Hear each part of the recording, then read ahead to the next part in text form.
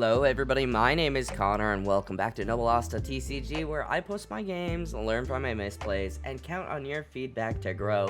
Today, we are playing Piss Kid. I have updated my list, and this is I want to call it budget Piss Kid, but that doesn't feel right because, I don't know, it's just, I don't have the new 2K law, and I took this list, or I took a kid list to a tournament on Thursday, and I got the floor mopped with me. So I kind of threw this list together, and I was like, I don't know if it'll be good. Let's see, and it performed really well. So I am excited to go over these games with you. But before we get too deep into the game, I do want to remind you guys that if you want to support the channel, you can head to thousandnoble.com to grab or commission a playmat. Both of these playmats are actually designed by me. Unfortunately, my opponent did get his off of Etsy of somebody selling who was not me. I do not sell on Etsy, so don't buy my playmats off of Etsy, please. But if you already have your playmat, you can also check out Dueling Guard. Link down below gets you 15% off and it gets me a little bit of something too. Great way to support the channel. And we are, I believe, still doing a Dueling Guard giveaway until the end of this month. Link for that, if I remember, will be in the description below. But enough about that. YouTube member, just also, okay, let's move on. We are going to go ahead and start. Into Shanks is definitely a scary deck. I'm excited for Shanks to kind of fall out of meta next set, I believe, but our opening hand is looking kind of bad, especially with the first curve. If we had second, it'd be really awesome to get to play down that Hawkins right now, but we are just going to go ahead and swing 8. I could have played down the X-Drake, but I wanted him in my hand. I felt like it wasn't going to be useful, especially because he didn't have any characters on board. So 6 at lead, and we are actually going to counter out, trying to keep ourselves relatively healthy. My opponent's going to go ahead, tap 3, and play out that Hongo. Hongo, really annoying, going to be able to remove or help remove some of our bodies. So the second curve actually worked pretty well because we were able to consistently poke with 6s. So not really letting him free leader ability out of a lot of our swings. So 6 at lead, gonna go ahead, get the leader ability and the 1k, and then we're gonna tap 4 for the classic Basil Hawkins play, revealing a 8-drop kid, and now Basil Hawkins is a blocker for us, which is really great. I really like playing Basil Hawkins. I think he's so good in this deck. It really deters your opponent from attacking, and then if they do attack, I mean, you just bop them for free. We love burning life, and that's what Kid does. He burns a lot of life here, and I'm a fan of that. I like when they don't get their life, but as you can see with our hand, we are pretty low on counter. We don't have a lot of countering options, which is definitely pretty scary early game. I mean, pretty scary at any point in the game, but we do have the 8-cost Katakuri. That's, I think, a 1-of in my deck, as well as that 10-drop kid, or 10-drop, excuse me, ace right now. Just a 1-of to try and help us with some sustain and help us with some board control. But my opponent's going to go ahead, tap 4 for the Lucky Roo. Definitely makes it a little scary. Not a fan of the Lucky Roo. And the 7, we're going to go ahead and just take that 7, get that other kid in our hand. That way we can make Hawkins a blocker as well. And I mean, honestly, yeah, I just think no need to counter out of that. But we do end up drawing into Gum Gum Red Hawk. This is a card that I initially didn't like, but the more I use it, the more I'm like, okay, I like Red Hawk. Like, I get the appeal. Red Hawk early game is going to really help us control board. And if you get it late game, it's a nice plus 3k. And I feel like Kid is one of those decks where you can have leftover Dawn. So we're gonna go ahead, tap 1 and then tap that 3. So we're gonna play Red Hawk to remove the Lucky Roo. Gonna be able to remove a body if he wants. He is gonna go ahead and pop Hawkins, and we're gonna trash that life. So decently done there. Unfortunately, not too much else to do. I think we have a Capone in our hand, so we are gonna go ahead and swing 6. And yes, we do have Capone, so we are gonna get a 2k there. And 2 for the Capone, just to give us some protection. Of course, I don't think Capone is going to be staying on the field too long, especially with the Hongo on the field. I would like a way to remove that Hongo. He makes it really, I don't want to want to say intimidating, but I definitely don't want to be playing my bigger bodies with Hongo on the field. So let's see here. My opponent looking at his Dawn, trying to figure out what he wants to do, and I'm not gonna lie, with the hand I have, I'm definitely feeling pretty nervous. Yep, he is gonna go ahead play the Marco down. I don't know if I see Marco in a lot of Shanks lists, but I'm a big Marco fan. I like Marco. So he is gonna go ahead and pop the Capone and then swing 7 at us, and we're gonna have to take because we just don't have counter in hand. But we do get a searching Luffy, which is nice. That's gonna allow us to search for maybe some more counter. I feel like we were pretty good on healing. We did get a Zeus in our hands, so that is nice. I think depending on what we get off of this search, we can potentially do some healing. We are gonna take the 2K X Drake. Of course, I did throw in a couple of the 2-cost Capones. They are not Supernova, unfortunately, but just I felt like I needed extra 2Ks, and yeah, my list, I'm not gonna lie, my list feels a little janky, but it worked. It got me results, so I can't complain too much. But trying to decide what we want to do here. I think I'm torn between playing Kuma or Kid, and oh, my opponent is telling me that he has some Eustass Kid Dawn because I was looking for Eustass Kid Dawn. I'm very particular about my Dawn, so I'm gonna go ahead and cut until I play something. All right, Eustass Kid Dawn we'll put him in between this game and next game, and we're gonna go ahead and just poke 5. I think we poked 5 at lead, got the leader ability, and we are gonna play down our Eustass Kid to burn that life.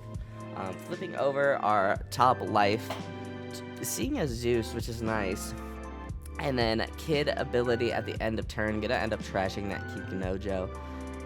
I think that I did a fairly decent job with the Eustass Kid ability. I know there is a point in the game where I think I might have goofed it up, but I tried really hard to, considering that playing this game I had like 5 hours of sleep across the past like 3 days. I feel like I played pretty well, so we'll see. But my opponent is at 10 Dawn, and it looks like he is tapping all 10 Dawn, and you guys know what that means. Oh, never mind. I got you baited. He is going to go ahead and play the Hongos, or another Hongo, minusing Kid, and then playing the Beckman to pop the Kid. Pretty unfortunate there. And now his board is a little intimidating. Gonna swing that 5, and I am going to give him that 2K with the, to get out of the Marco swing. And we do get a 1-cost Scratchman, a Pooh. Not very helpful. Actually, never mind. I take that back. He is very helpful right here because we do have the Supernova Luffy on the field. So, and here I'm torn. There's a couple of things I can do here. I want to play the 1-drop Scratchman. And I kind of want to burn a life. I'm torn between healing, burning his life, or yeah, I think healing or burning his life here. So we are going to go ahead and swing 5 into the Hongo, get rid of that guy. And I think I'm actually thinking about playing down Katakuri to remove Beckman off the field. Even with the heals, I just don't feel like I have a lot of counter in hand. So I am going to go ahead and use Katakuri to bottom life the Beckman. And I'm thinking about swinging. I will swing the 3 into the Hongo. Of course, not a great fan of that, but I want to try and get the Hongo off the board, and he is going to let the Hongo go. 1 to play the Scratchman, a Pooh blocker. So we do have a blocker. Of course, we can't use leader ability because Katakuri is not a Supernova. I'm sure everybody knows that, but he's going to go ahead and swing 5 at the Luffy. And I think about it for a second.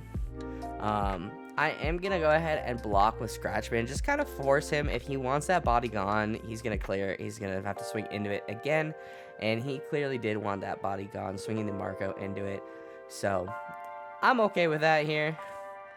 And then, unfortunately for us, 10 for the 10-drop Shanks. And this is going to hurt 12 at lead, and we end up getting the 7-cost Law, which is actually one of the best spots for the 7-cost Law, I think. So, depending on what we want to do here, we can play down that Kuma. Kuma looking pretty decent. 8-drop Kid also looking kind of decent. And of course, I feel like 7-drop Law is probably our best bet. Get the Kid into life, be able to swing a little aggressively, and ideally clear a board, or clear perhaps a Marco. I don't think we're not really in a position where we can clear the Shanks, because he's a really big body, and if he counters out of it, we are cooked. We have to clear Marco, and I think we have to heal here. Yeah, otherwise, I think we are in a really bad spot. We have more counter in our hand now, but swinging, what is that, 9, I believe, into the Marco, trying to clear that body. Hopefully, we'll be able to clear that body, but no, he ends up countering out of that, and we are going to go ahead and play 7 for the Law. Going to put, we're going to put 8-cost Kid at the top of our life healing, giving a Rested Dawn to my leader, and my case popping open, and 7 into Marco, seeing if we can get some more cards out of hand. Leader ability and a 1K is going to be able to protect him there, and we will make our 7-drop Law a blocker. We did get a lot of cards out of his hands, which I think is pretty good, and we are in a position here where, depending, we do have our 10-cost Ace as well to heal. So if we have to let Katakuri go, we can. I definitely want to try and keep Law on the board because of the fact that he's, a supernova, and he's Law, and he can be a blocker. Unlike Katakuri, Katakuri has already done kind of what I needed him to do, and a little more, so I feel like Katakuri, we've gotten our worth in with Katakuri, but swinging pretty big at Katakuri. We're going to 2K, 1K out of that. Trying my best to remember that the Shanks is here, and that is a big swing at Katakuri. Trying to do the math with the minus 1,000, and it's just not worth it to keep the Katakuri alive. I will go ahead and take the life here, and we are at 1 life. 10 Dawn, so I'm thinking that now is potentially a good opportunity to play that Rush Ace, depending on what my opponent does. Of course, a 8-drop Kid wouldn't be terrible. We do have the Scratchman of Pooh, which is really nice. So trying to figure out what I want to do here, and looking at the 8-cost Kid for sure, and I think, torn between the 10-drop Kid. Gonna go ahead and swing the 8 because of Shanks being on the board. Law is minus by 1. 8 into the Marco, getting a leader ability, I believe, and a 2K. And that just makes me play down our Ace. We're gonna swing the 9 after healing. I believe it's 9. Into Marco, clearing that body. And since he did use leader ability, we're making sure he used it, and we're going to go ahead and try and poke 5, and we do end up getting a life there. End of turn, we're going to restand the Law and make him a blocker and get the Basil Hawkins in our life. That is probably one of the best cards we could have gotten. Of course, a Capone could have been nice too, but I'm only running 2 currently, so Basil Hawkins going to let us cycle our hand a bit, and that's pretty good. So gonna do our best to keep our 10-cost Ace alive. Of course, we are kind of in a position where my opponent needs to clear the 10-cost Ace, especially because we do have an 8-cost Kid. So gonna swing I believe that's 9 into the Ace there. And Shanks has not swung. I am gonna let him go though, not really feeling like keeping the Ace alive. Actually, that's more than 9, never mind. He swings a lot there, and he ends up passing turn, kind of leaving us in this awkward position where we can't make our Law a blocker. And if we play down that 8-cost Kid, we really can't make a blocker. Thankfully for us, we do have the Scratchman, but we are going to play the Luffy Searcher, and we end up finding a 7-cost Law, probably one of the best things we could have grabbed right now, because that is going to allow us to not only heal, but be able to make one of our 7-cost Laws a blocker. I'm going to go ahead and count out that 7 Dawn, and tap, 7, and we're going to go ahead and put the Kid into life, I believe. Going up to 3, going to be able to keep us alive for a little longer. Attaching that Rested Dawn, and going to go ahead, swing the 8 at lead, see if we can get maybe a leader ability or something out of hand, get some counter out of hand. He's got 2 Dawn up. He is going to go ahead and use Red Hawk to kill our Luffy. Thankfully, I did not use my 1 Dawn that I had to play the Scratchman that I was thinking about playing, and I probably will play here because I did see that 2 Dawn up. So we are going to go ahead, swing with leader, get that hit, and then play down Scratchman. We are able to make Law a blocker. We're sitting at 2 cards in hand, but we have 3 life and 2 blockers.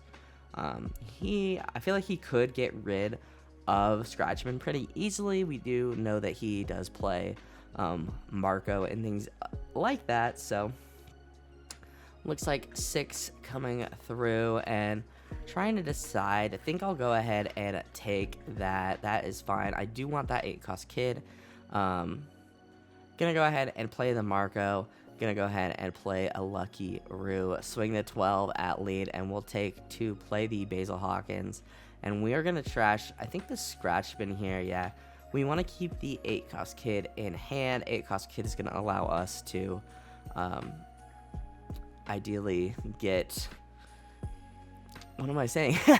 My coffee has not kicked in yet. 8-cost Kid is gonna allow us to burn that life, and trying to figure out if we can do, trying to do the math, and we all know math is hard. X-Drake would have been really great to rest the Lucky Roo and then burn the life, but of course that's not how math works. And there I am counting. I'm so bad at math, guys. If you see me miscalculate something or don't attach Dawn or whatever, it's just because I'm bad at math, not that I'm trying to cheat. So we end up burning that life with Eustass Kid, swinging 7 at lead, and we have 2 8k swings, and that is going to be it. My opponent knows that he is cooked at this point. So, I mean, we definitely did get lucky there. I don't want to discredit. I don't want to say that was all skill, because we top decked some really good things when we needed them. But I do feel like the list it felt pretty good, even though I was struggling for counter at the beginning. The list feels pretty good, and I am excited with how it did. Of course, this is technically round 2. I think I'm listing it as round 1 because I got a round 1 bye. Round 2, we are 2-0 and feeling pretty good. We're going to go into round 3 against Blue Purple Sanji. And guys, tomorrow's match is insane. You guys are going to want to check that out. Make sure you are subscribed so you get that notification. But that is going to do it for me, guys. Thank you guys so much for watching. If you guys liked this video, hit that like button down below. It helps me out more than you can ever know. Go ahead and subscribe if you are new. And I will see you guys in the next video. I hope you guys have a wonderful rest of your day.